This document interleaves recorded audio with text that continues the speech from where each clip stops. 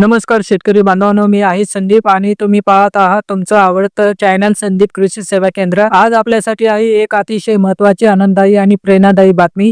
राज्यातील शेतकऱ्यांचे देशाबाहेर अभ्यास दौरे या योजनेत मोठी वाढ करण्यात आली आहे। होय, महाराष्ट्र शासनाने नुकताच घेतलेला निर्णय शेतकऱ्यांच्या प्रगतीचा नवा टप्पा ठरू शकतो।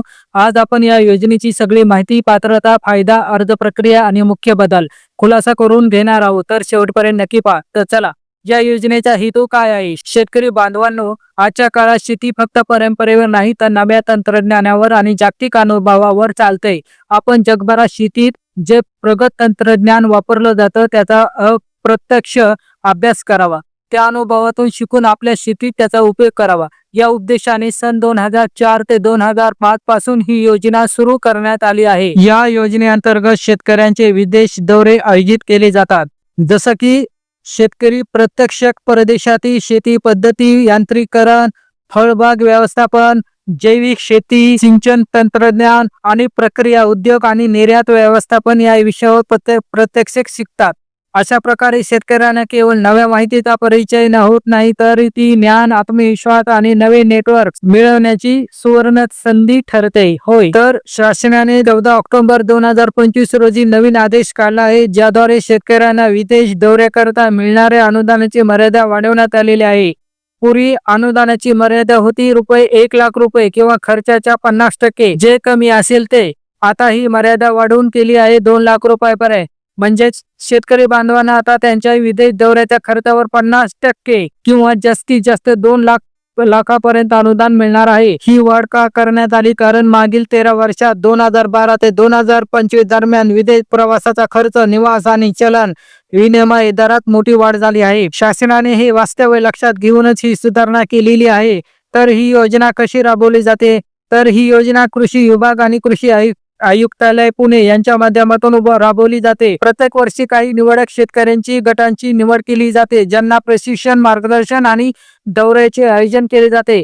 तर दौऱ्यामध्ये शेतकऱ्यांना खालील गोष्टीचा अनुभव दिला जातो, म्हणजे आधुनिक शेती व्यवस्थापन आणि ड्रिप सिंचन तंत्रज्ञान, युरोप, इस्रायल, जपान किंवा ऑस्ट्रेलिया यांच्यासारख्या देशातील कृषी प्रगती, प्रक्रिया उद्योग, पॅकेजिंग आणि निर्यात पद्धती, सेंद्रिय व शाश्वत शेतीचे जागतिक मॉडेल। तर अर्ज कसा करायचा? जर तुम्हाला या योजनेचा लाभ घ्यायचा असेल तर खालील गोष्टी लक्षात ठेवा। 1. अर्जदार शेतकरी असावा व शेतीत प्रत्यक्ष गुंतलेला असावा। शेतकऱ्याला कृषी उत्पादन प्रक्रिया किंवा नव्या तंत्रज्ञानात रस असावा। अर्ज स्थानिक तहसील कार्यालय, जिल्हा कृषी अधिकारी कार्यालय किंवा कृषी आयुक्तालय पुणे येथे करता येतो। तर आवश्यक कागदपत्रे: 7/12 उतारा, पासपोर्ट प्रती, शेतीचा अनुभव, शिफारस पत्र आणि प्रवासाचा आराखडा यांचा समावेश असतो। अर्ज तपासून पात्र शेतकऱ्यांची निवड समिती करते। तर या योजनेचा फायदा काय होतो हे जाणून घेऊया।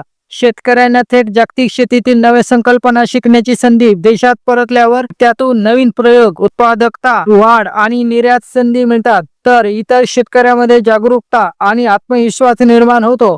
शासनाच्या दृष्टीने ही योजना राज्यातील शेतीचा दर्जा उंचावण्यास साधन ठरते। तर अशा अनेक शेतकऱ्यांनी या योजनेतून परदेशी प्रशिक्षण घेऊन आपल्या शेतीत परिवर्तन घडवून आणलेलं आहे। कोणीतरी इस्रायलच्या सिंचन पद्धती शिकल्या, कोणीतरी नेदरलँडच्या ग्रीन हाऊस तंत्रज्ञानावर काम केलं, तर कोणीतरी थेट निर्यात प्रक्रियेमध्ये उतरला। तर शेतकऱ्यासाठी एक संदेश आहे की शासन फक्त योजना देतो, पण तिचा फायदा घेणं आपल्या हातात आहे। जगभरातील ज्ञान आपल्या शेतात आणणं, आपल्या पुढच्या पिढीसाठी नवी दिशा देणं, हीच खरी शेतकऱ्यांची क्रांती आहे। शेतकरी बांधवांनो, जर तुम्हाला या योजनेबद्दल अधिक माहिती हवी असेल तर खालील दिलेल्या लिंकवर क्लिक करा किंवा तुमच्या जिल्हा कृषी कार्यालयाशी संपर्क साधा। संदीप कृषी सेवा केंद्र नेहमी तुमच्या प्रगतीसाठी तत्पर आहे।